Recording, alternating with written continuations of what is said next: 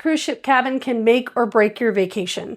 You don't want to spend a week listening to deck chairs being moved around when you're trying to sleep, or walking half a mile to go get your morning coffee. Today I'll share what to look for when choosing your cabin to make the most out of your cruise budget. And stay to the end and I'll tell you why I don't always recommend you take that automatic upgrade the cruise line's offering. Welcome to Vets on Vacay. I'm Mike. And I'm Kathy. This is where military veterans and retirees discover ways to see more, do more, and save more money along the way. First things first, every cruise line and every ship is designed differently. So whether you're booking the cabin yourself online, talking to a cruise line representative, or sitting with a travel agent, be sure to have that deck plan available. You're going to want to reference it when choosing your cabin. The type of room you want may be your first or second consideration, and this one comes down to budget and preference. The outside balcony is typically going to give you some more space and some more natural light and some fresh air. Some ships have interior balconies and they're overlooking a public space. If that's the case, then there may not be as much privacy as you think because you may get viewed from the public space, so people are going to be looking up and seeing you on your balcony.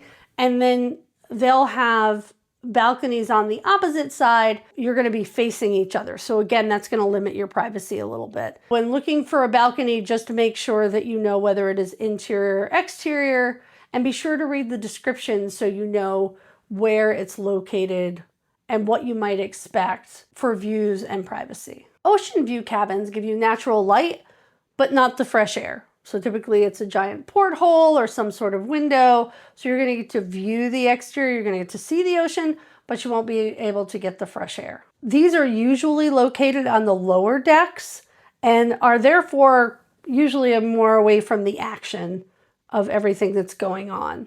Interior cabins are typically the most affordable and are a great choice if you're going to spend most of your time out in the ship and that you're not concerned about having that natural light come into your room. Some people actually prefer them. Interiors are my husband's preference because it's really dark, temperatures get set cool, and there's just a little bit of motion, puts us right to sleep. And keep in mind that within these categories, there are subcategories. For instance, there's obstructed view balconies. As opposed to having a clear view, you may have just a little sliver of your view cut off, or you could have a whole lifeboat in front of your face. So if you're concerned about the fresh air and at least some natural light, an obstructed view might be okay. But if you envision sitting with your coffee, feet up on the rails, and just enjoying your grand ocean view, and you find out that 3/4 of the lifeboat is in front of your face, that's a little disappointing. So just be sure to look if you're talking about an obstructed balcony. The other thing I can recommend is go to Google or YouTube and search that specific cruise line ship and room. And if you're lucky enough to find somebody who did a room tour there, then again, you can get sort of the first-hand view or second-hand view of what that's like, and you can decide for yourself whether the obstructed cabin is right for you. You may also be offered a guaranteed cabin. These are typically the least expensive in a category because the cruise line will choose your cabin for you typically shortly before your departure. So you don't get a say whether you're mid or aft or right under the theater. Anytime you see guaranteed cabin, that means that you're guaranteed the category of cabin, but not a specific cabin. And if you're really loose and you don't care where you are, this can be a great way to save some money. If, however, you're more particular, this probably isn't a good choice. Next, location. Where your cabin sits is important. A ship is described as forward, mid, and aft. Forward is the first thing that's cutting through the water. It tends to be the place where you're going to feel any rocking and rolling most. Midship is where you're going to feel the least amount, particularly when you get down to the lower decks. Think of it a little like a tree. The top of the tree is going to wave more in the wind, whereas the bottom is going to be most stable. And then the aft, which is the back of the ship, is where the engine is. You may hear some engine noise or some humming. For some people, that is really soothing and they love to be at the back of the ship. It's their preferred spot. Other people don't like it so much. And then obviously the closer you get to the engine, the more you're going to feel that. Most people think of the prime spot as midship. For me, I like midship first, then I'll pick something in the aft if mid's not available, and then front of the ship for me personally is sort of at the bottom of the list. But just keep the things we've talked about in mind, and then you can make a good decision about where you want to be on the ship. The next thing you have to check is what is above and below you. Ideally, I like my cabins sandwiched between two cabins.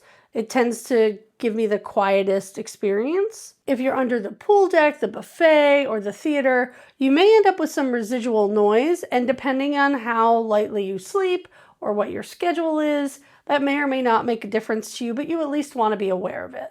You really do need to keep your personal schedule in mind. If you're a night owl and you're going to be at the club dancing the night away, that noise isn't going to bother you because you're not even going to be in your cabin. However, if you're an early morning person, that might be especially annoying. So again, just look at that deck plan and take a look at what's above and below the cabin that you're considering. The next thing to consider is distance to the elevator or the stairs. Cabins near the elevator can be really convenient, but you're also going to have people coming and going, so that's going to create some additional noise. If you want to be near the elevator, I recommend going down at least a few cabins to hopefully dampen any potential noise issues that you're going to have. If mobility is a concern, though, you do want to stay closer to the elevators because it's going to be easier to get around the ship. The fifth thing to think about is whether it's a connecting cabin. If you're traveling with a family, connecting rooms can be a big plus. Depending on the size of your party, you may have to have multiple cabins, and these connecting cabins allow you to feel like you're in the same room, but spread everybody out and give everybody ample space. If you don't need them, though, be aware that typically it's going to create a little more noise. You're going to have a little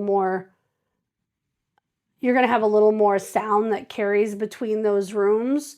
So if you're traveling and you just need one room and you can avoid a connecting cabin, you may want to do that. And you'll usually see on the deck plan that there's a small line in between the two cabins to denote that they're connecting. Additionally, cabins next to crew service areas like the laundry or even passageways can get noisy at times. So again, just reference that deck plan. I will say I don't feel like the crew areas are really well denoted in any of the deck plans I've seen, but if you see a big void that doesn't have anything in it on the deck plan, then I would usually assume that that has something to do with the crew or the servicing of the ship. I would probably avoid that if I can. I have actually stayed next to a crew area and it was fine. I didn't have any noise. It didn't bother me at all. But just be aware that that's there, and if you can't avoid it, maybe you want to. If you found this video helpful so far, we'd love it if you liked and subscribed so you don't miss out on future videos. The sixth thing is to look at the cabins that may have any special perks. Some cabins come with extra perks like priority boarding, exclusive lounges or restaurants, and even butler service. Before you book, check what benefits come with your cabin and look at the cabin categories above you. Sometimes paying just a little more gives you extras that you really want.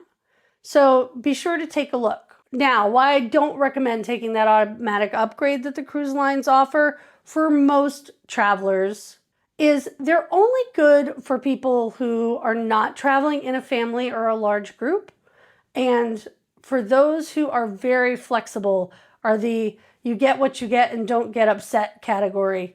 Because when you take an automatic upgrade, they're going to guarantee, they're going to give you an upgrade, sometimes even within the same category. So they may give you a better ocean view cabin, but as it turns out, it's not in a great spot on the ship. So what you originally booked is actually in a better spot than the upgraded cabin. Or you may go from ocean view to balcony, but again, your balcony cabin may now be directly under the theater, and your ocean view that you had was in your perfect spot on the ship.